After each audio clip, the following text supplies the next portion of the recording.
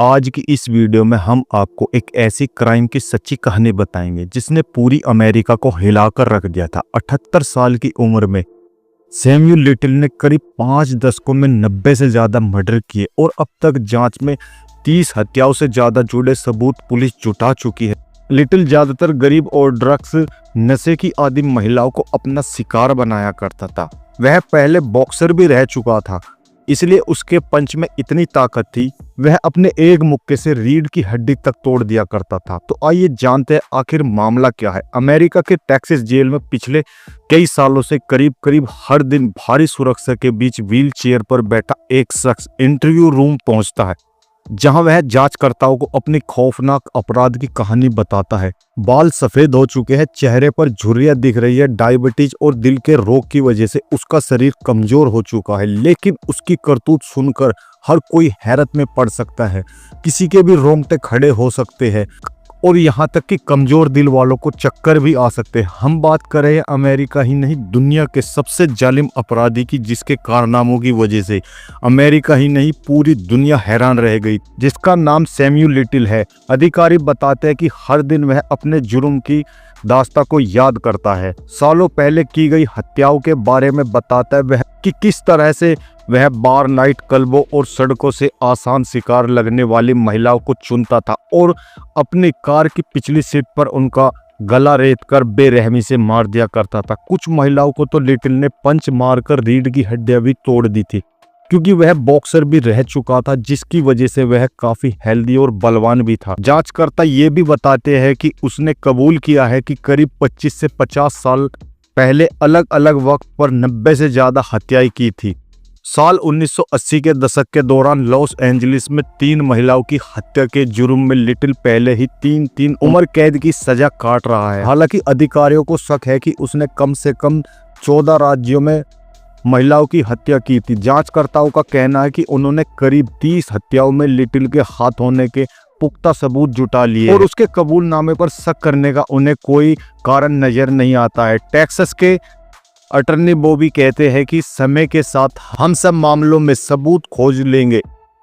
उसके बाद हमें उम्मीद है कि सैमुअल लिटिल को अमेरिका के इतिहास का सबसे खतरनाक और सीरियल किलर की उपाधि दी जाए।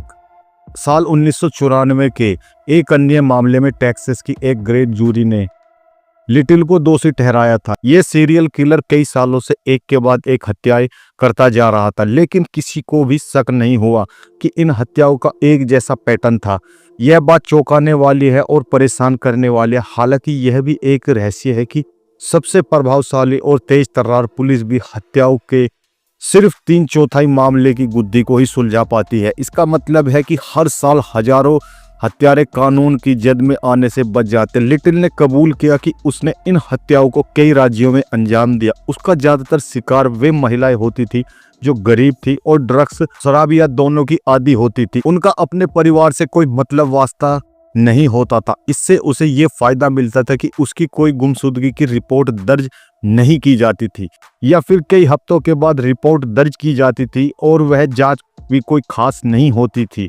डीएनए से जुड़े सबूत की वजह से लिटिल कानून के फंदे में आया। साल 2012 में डिटेक्टिव मार्सिया और उनके पार्टनर रॉबर्ट ने 2 महिलाओं की हत्या के मामले में डीएनए सबूत इकट्ठे किए जो लिटिल के डीएनए से मैच हुए। इसके बाद दोनों ने उसे केट की स्थित बेगरों के एक शेल्टर होम में उसे ट्रैक किया। कई सालों से इकट्ठे किए गए डीएनए सबूतों ने लिटिल के कई महिलाओं की हत्या से तार जोड़ा। फिर इस साल जेम्स हॉलैंड नाम के एक टेक्सास के एक रेंजर ने उसे लॉस एंजलिस काउंटी प्रिंजल में लिटिल से मुलाकात की। वह लिटिल का विश्वास जीतने में कामयाब हुआ और उसने अपने गुनाह को कबूल किया। लिटिल रोज नई केस की जानकारी देने लगा, लेकिन लिटिल से पूछताछ करने वाले जांचकर्ताओं का कहना है कि वह खुद को मिल रही अटेंशन का मजा लेता दिखा और अपने खौफनाक जुर्म की कहानी बड़े मजे और बेशर्मी से बताता था। अधिकारियों के मुताबिक हत्याओं के बारे में बताते हुए उसके चेहरे या